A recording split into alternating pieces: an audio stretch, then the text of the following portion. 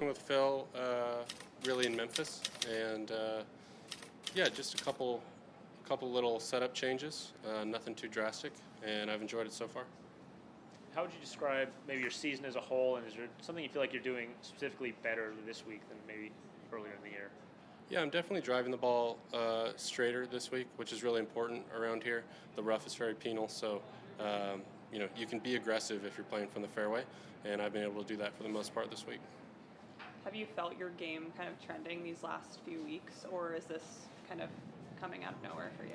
Yeah, no, I think it has. I've been putting in a lot of good work, and so it's nice to see some of that work starting to pay off. And I know you said you're focusing on this weekend tournament right now, but knowing the Ryder Cup is coming up, like how does it feel to have your game shaping up at the right time? Yeah, it's always nice to have your game shape up at the end of the year. But like I said, I'm focused 100% on this week, and we'll worry about the Ryder Cup a little later.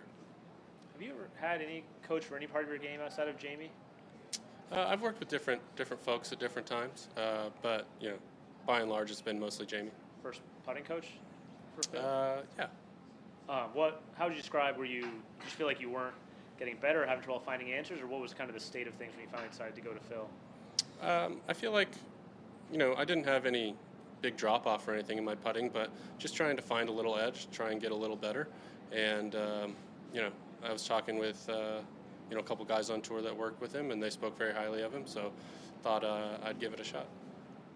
Okay, yes. Awesome. All right, thank you. Thanks so much.